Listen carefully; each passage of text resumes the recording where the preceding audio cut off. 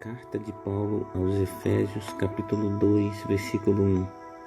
E vos vivificou, estando vós mortos em ofensas e pecados. Eu queria te fazer uma pergunta nesse momento e gostaria que você respondesse com muita sinceridade em seu coração. O que tem feito você glorificar a Deus? Quais são os motivos que você tem glorificado a Deus ultimamente? Eu gostaria de falar um pouco a respeito de uma história muito conhecida da Bíblia, que se encontra no Evangelho de Lucas, capítulo 5, versículo 17. Conta a clássica história do paralítico de Cafarnaum.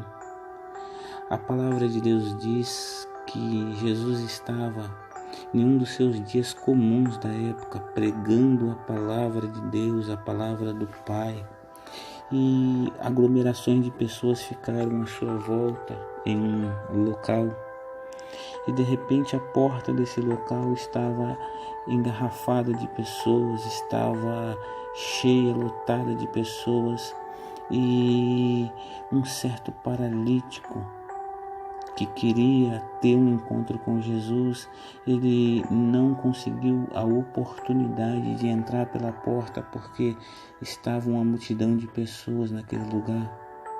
Quando de repente seus amigos intercedem por ele, usam suas forças a favor daquele paralítico e de alguma maneira interessante eles conseguem colocar o paralítico em cima daquele lugar e desce aquele paralítico pelo telhado. E aquele paralítico ele tem um encontro com Jesus Cristo. Quando Jesus Cristo olha para aquele paralítico, nos diz no versículo 20 do capítulo 5 de Lucas, e vendo ele a fé deles, disse-lhe: homem, os teus pecados são perdoados. O interessante é que quando Jesus libera o perdão para aquele homem, os escribas e os fariseus começaram a razoar no seu coração, dizendo: quem é esse que diz blasfêmias? Quem pode perdoar pecados senão Deus? E Jesus, sendo Deus, conhecendo o coração dos homens, o pensamento dos homens, ele faz uma pergunta: qual é mais fácil? Dizer, os teus pecados estão perdoados, ou dizer, levanta e anda? Ora, mas para que saibas que o Filho do Homem tem poder sobre a terra de perdoar pecados, ele olha para o paralítico e lança a palavra: a ti te digo, levanta, toma tua cama e vai para a tua casa. Levantando-se logo diante deles, aquele paralítico, ele toma sua cama e milagrosamente ele sai andando.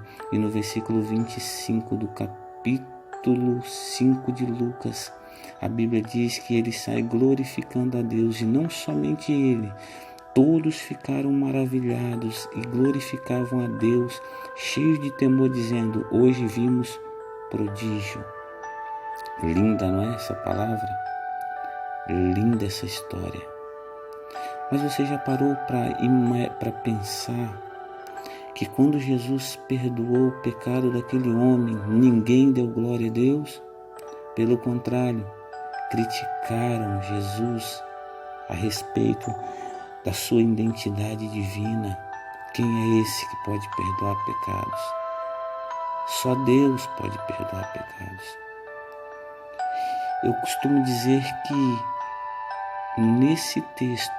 nesses textos bíblicos a qual nós acabamos de ler, nessa linda história, o povo glorificou a Deus de um modo errado. Glorificaram a Deus atrasados. Eu volto a te perguntar: qual o motivo de você dar glórias a Deus? Ou você já deu glórias a Deus hoje?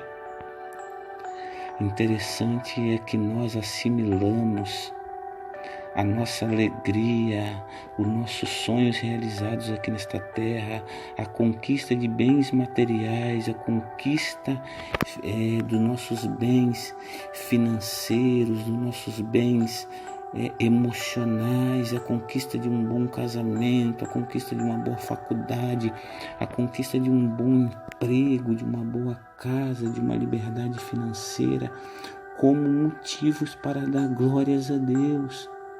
E quando fazemos isso, estamos dando glórias a Deus atrasados, assim como o povo fez. Eles deram glória a Deus quando eles viram o milagre, mas não deram glórias a Deus quando Jesus liberou o maior dos milagres. Sabe qual é? Os seus pecados estão perdoados. Será que você pode glorificar a Deus porque Deus perdoou os seus pecados, os meus pecados? Não há nada melhor neste mundo, não há nada mais prazeroso que produz alegria no nosso coração, é saber que nós antes estávamos mortos em nossos delitos, mas hoje, pela graça do nosso Senhor e Salvador Jesus Cristo, somos salvos pela graça de Deus, e os nossos pecados que nos separavam de Deus foram perdoados. O que é bênção para você? Tudo o que eu falei anteriormente, ou o simples fato e o poderoso fato de saber que Deus perdoou os seus pecados e os meus pecados.